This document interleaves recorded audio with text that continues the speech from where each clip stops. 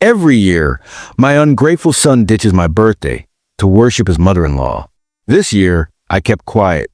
But what he didn't know was that I had a secret inheritance, one that bought me a $3 million villa. And when I posted the photos online, his reaction was something I'll never forget. He foamed like a jealous dog.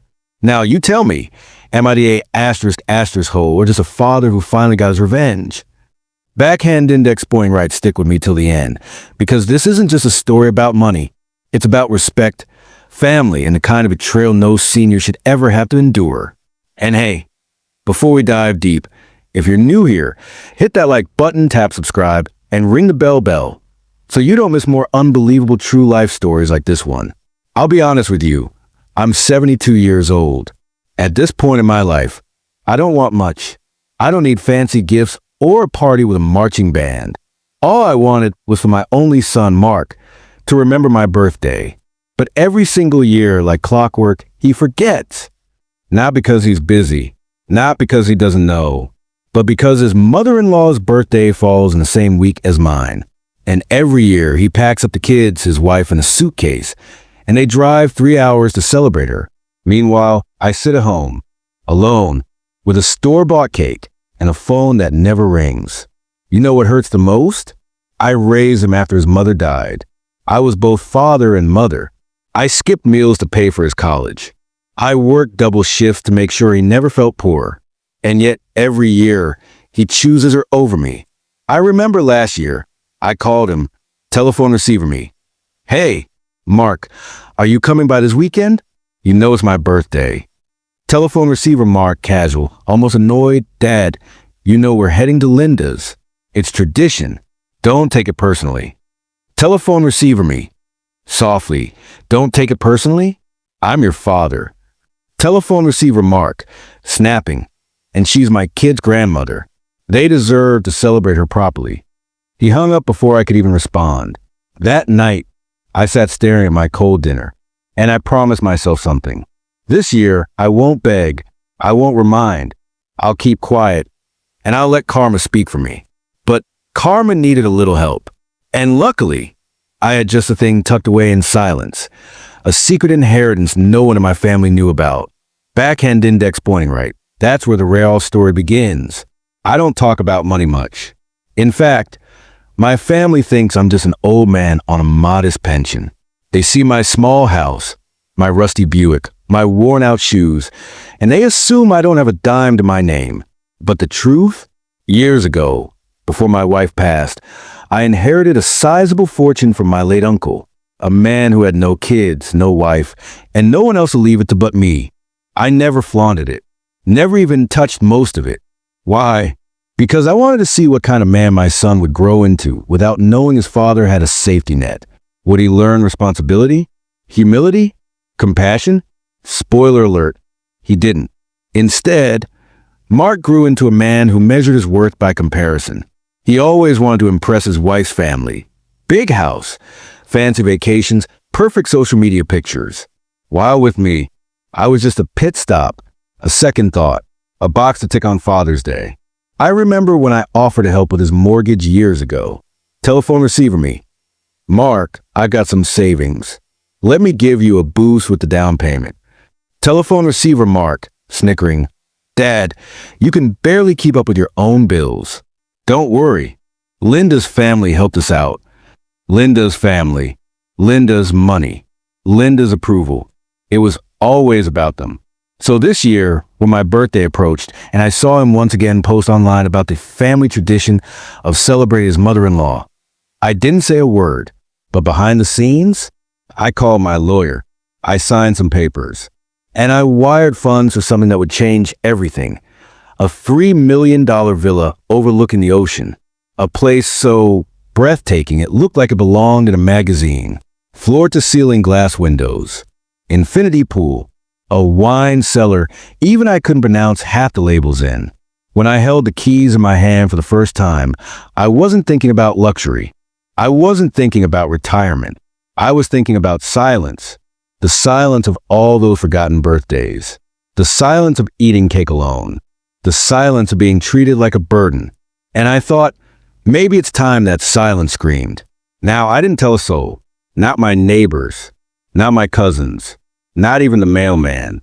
I quietly packed a few bags, locked my modest old house, and drove out to the coast. When I walked into that villa for the first night, I swear I could feel my wife smiling from above. And here's the thing, being alone didn't feel lonely anymore. It felt powerful. I was finally living, not just existing. I sat by the infinity pool that night, sipping a glass of wine I couldn't pronounce, and I thought, let them forget me this year. Just let them. But oh, my friends, I didn't stay quiet forever.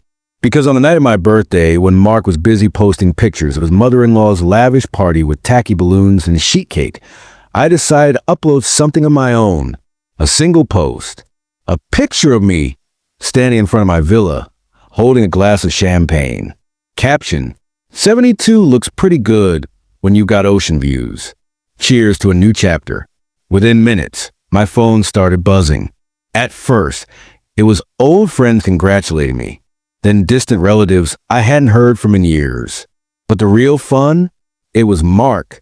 Backhand index pointing right. And trust me, you'll want to hear exactly what he said when he found out. Because if you think a spoiled son can handle his father suddenly being richer than him, you're in for a show. My phone rang at exactly 10:42 p.m. I didn't need to check the screen. I knew it was him. Mark. I let it buzz a few times. Let him stew. Then I picked up, calm as ever. Telephone receiver me. Hello? Telephone receiver Mark, furious, yelling, Dad, what the hell is this? Telephone receiver me. Innocent, what's what, son? Telephone receiver Mark. Don't play dumb. That villa, those pictures. Where did you get the money for that? Telephone receiver me. Cool. Oh, it's mine. Telephone receiver Mark, stammering, yours? Since when? You live in a shoebox, Dad. You drive a car that belongs in a junkyard. Telephone receiver me. Appearances can be deceiving. There was a long silence. Then he hissed. Telephone receiver Mark. You mean to tell me you've been sitting on millions this whole time? While I struggled, while I asked for help. That right, there was the part that stung him most. Not that I had money, not that I had a villa, but that I never told him. Because in his mind, every dollar I had should have been his. Telephone receiver me. Firm, you never asked for help, Mark. You asked for handouts. And you made it clear you didn't want my help. You had Linda's family, remember? Telephone receiver Mark, snapping, this is insane. Do you know how humiliating this is for me? My wife's family will see this and think you're better off than us. Do you have any idea what you've done? Telephone receiver me, chuckling, celebrated my birthday. That's all. The next day, the fallout began. Mark's wife, Melissa, called me crying. Not because she cared about me, but because she was embarrassed. Telephone receiver Melissa, Dad, you blindsided us. You should have told us first. Do you know how this makes us look? Telephone receiver me, like what? Telephone receiver Melissa, spitting venom like failures. And there it was, the truth. They didn't care that I'd spent years alone on my birthdays. They didn't care that I'd sacrificed for decades. What they cared about was optics, status, pride. Friends, I'll tell you something I learned late in life. Some kids don't see their parents as people. They see them as wallets, ATMs with gray hair. And when the ATM decides to stop dispensing on demand, suddenly you're the villain. But I wasn't done. Because here's the part that really made him foam like a jealous dog. I invited his kids, my grandkids, to the villa for the weekend. And when they came, I gave them the tour of their lives. Ice cream by the pool, movies in the theater room, laughter echoing through the halls. I posted pictures of us together, smiling ear to ear. Caption, Grandpa's house. Always room for family. That was the nail in the coffin. Mark called me again, this time practically barking through the phone. Telephone receiver Mark. Dad, you're poisoning my kids against me. Telephone receiver me.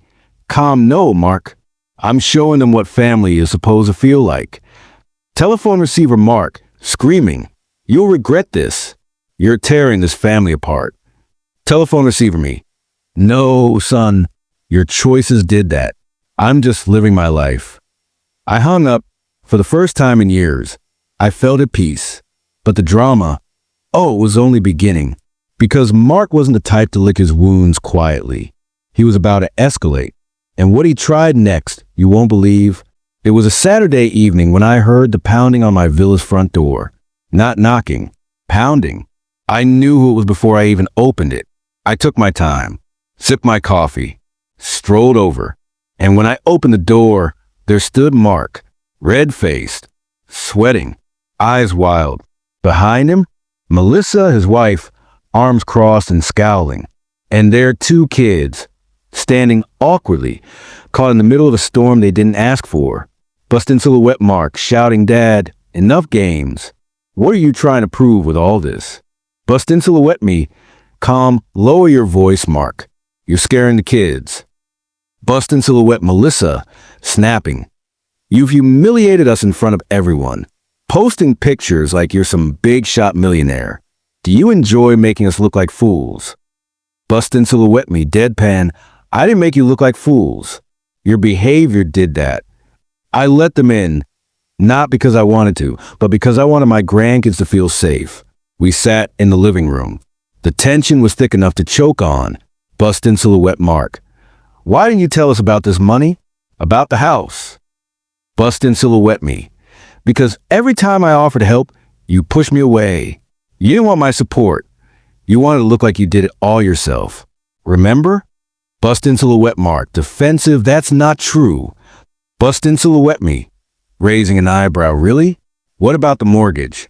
What about when I offered co-sign for your business loan and you laughed in my face, saying, "Dad, you don't understand modern business." I remember, Mark. Melissa jumped in, venom dripping from her voice. Bust in silhouette Melissa. So what now, huh? You're just going to spoil the kids and turn them against us. Bust in silhouette me, calm, steady no. I'm showing them that love doesn't come with conditions. That birthdays matter. That family matters. The room went silent. Mark stood up, pacing like a caged animal. Bust in silhouette Mark. Furious. This is revenge, isn't it? You're punishing me because I don't celebrate your little birthday every year. Bust in silhouette me. Leaning forward, voice cold. It's not about the birthday, Mark. It's about respect. Every year you made a choice. And every year you chose them. Not me. Not the man who raised you. And now you're angry because I chose me for once. That broke him. He slammed his fist on the table, so hard the wine glasses rattled. Bust in silhouette Mark, screaming, "You're ruining this family." Bust in silhouette me, quiet but firm, "No, son, I gave you every chance to keep it together. You ruined it when you decided your father wasn't worth a slice of cake." The kids were on the verge of tears. And in that moment, I realized something heartbreaking. I wasn't just dealing with my son anymore. I was dealing with a man who had turned into a stranger. So I made a decision. Bust in silhouette me, gentle. Turn to the kids. You two are always welcome here. Anytime. This will always be your home too. I look back at Mark. Bust in silhouette me, final. Cold, but you leave my house. The silence after those words, deafening. Melissa gasped. Mark froze, stunned. Then, slowly, he gathered his things, grabbed his kids by the arms, and stormed out. The door slammed so hard the windows shook. And just like that, I was alone again. But this time, it didn't hurt. This time, I felt free. Backhand index pointing right. And you'd think that would be the end, right? But the story didn't stop there. Because after that explosive confrontation, the fallout spread through the family, the community, and even online. The very next week, the whispers began. Apparently, Melissa couldn't keep her mouth shut. She told her side of the story to anyone who would listen, neighbors, church friends, even her Facebook group. But here's the thing about gossip. Once it's out there, you can't control it. Some people sided with them, saying I was cruel for hiding my wealth. Others said I had every right to enjoy my money, however I pleased. And then there were those who said what I'd been thinking all along. If a son can ditch his own father's birthday every year, he deserves whatever lesson comes his way. Meanwhile, my villa became the talk of the town. Cousins I hadn't heard from in decades suddenly remembered my number. Old colleagues wanted to catch up. Even my former boss sent me a message saying he always knew I had potential. Funny how money makes people's memories so sharp. But the most telling sign? Mark stopped posting online. His once endless stream of perfect family pictures went dark. No more bragging about vacations. No more posts about how amazing his mother-in-law was. Because in his mind, he couldn't compete anymore. And that was never my intention, at least not fully. But sometimes karma writes its own script. Weeks passed. I settled into my new routine. Morning swims in the infinity pool, coffee with the ocean breeze, evenings watching the sunset. I wasn't lonely. Not anymore. Because every weekend, without fail, my grandkids showed up. Sometimes with Melissa, sometimes without. And you know what? We never talked about their dad's tantrums. We just lived. We laughed. We made memories. One night, as I tucked them into the guest bedroom, my granddaughter whispered, "Girl, granddaughter, softly, Grandpa, this is the best house ever. Why don't Mom and Dad like it here?"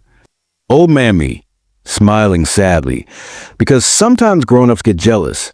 "Sweetheart, but that's not your fault." She hugged me tight. And in that hug, I realized something. I didn't need my son's approval anymore. I already had what mattered: love, loyalty, and the next generation who actually cared. Now, let me ask you all something. Am I the asterisk hole here? Was I wrong to keep my inheritance a secret? Was I wrong to finally spend it on myself instead of handing it to a son who couldn't even show up for my birthday? Or was this the only way he'd ever learn that respect isn't bought, it's earned? Because I'll tell you this much. For 72 years, I lived quietly. I sacrificed. I swallowed the hurt. But this year, I chose myself. And maybe, just maybe, that's the best birthday gift I could have ever given. If you've stayed with me till now, thank you. Stories like these aren't just about family drama. They're about choices, about self-respect. So tell me in the comments below, what would you have done in my place? Backhand index pointing right. And before you go, don't forget to like this video, share it with a friend, and subscribe for more unbelievable real-life stories. Because trust me, this isn't the last you'll hear about families who underestimate their elders.